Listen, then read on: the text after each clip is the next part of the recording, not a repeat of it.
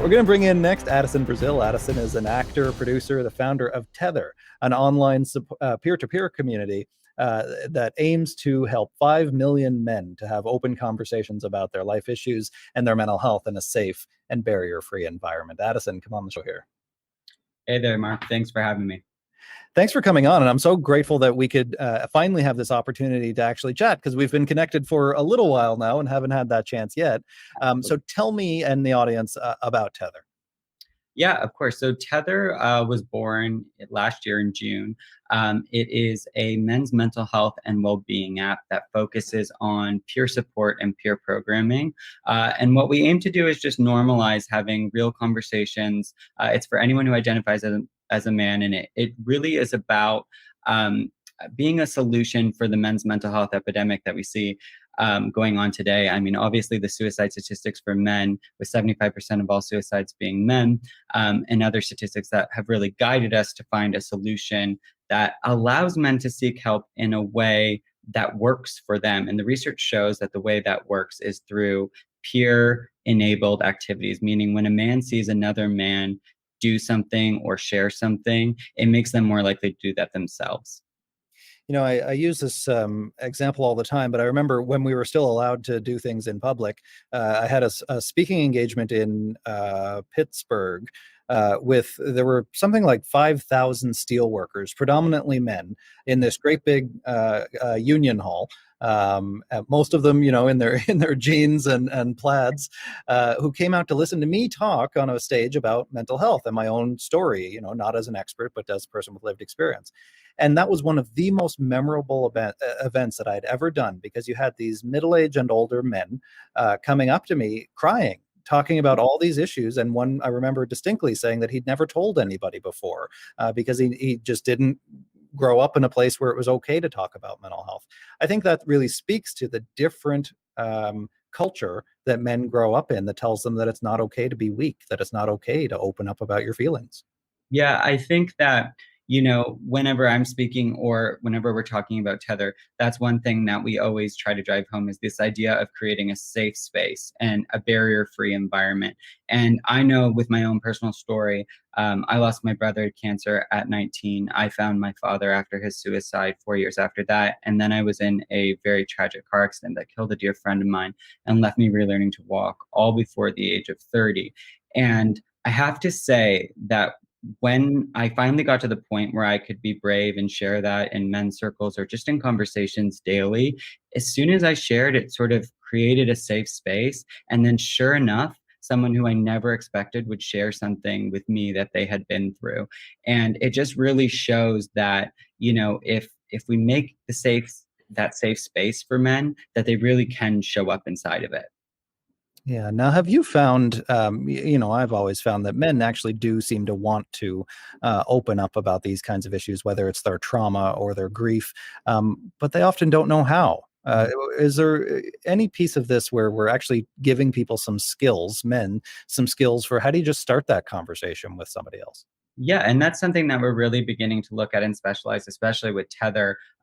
We launched our Tether Pods this month, which is actually a peer learning experience where you're put in a pod and you learn with a group of men. And so much about the learning is about sort of connecting and speaking within the learning that we do with this master coach. And you're put with 5 other guys and you sort of go through this experience all together, because again, that idea of learning experientially rather than being told what to do seems to be more effective.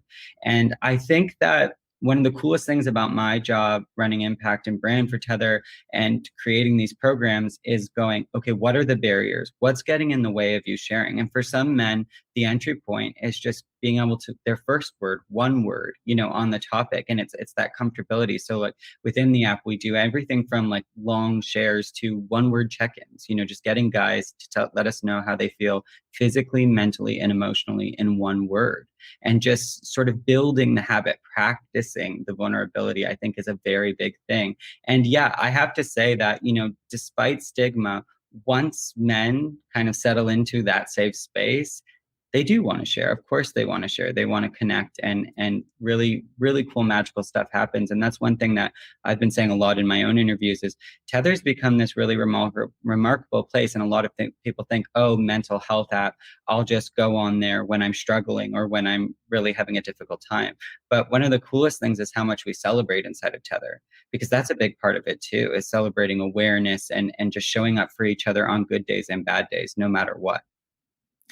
Peer support, I think, is often seen as, in these kinds of environments, like you say, as a place to go when you're feeling down. But really, if we're gonna defeat stigma and encourage help-seeking behavior, we have to get out way in front of it. So then, how do we begin to change the culture that tells men that it isn't okay to open up, that if they are feeling things like depression, anxiety, even suicidality, to tell somebody, anybody, and get help? Even just the term toxic masculinity hasn't been around all that long. So are we making any progress in starting to change that dynamic?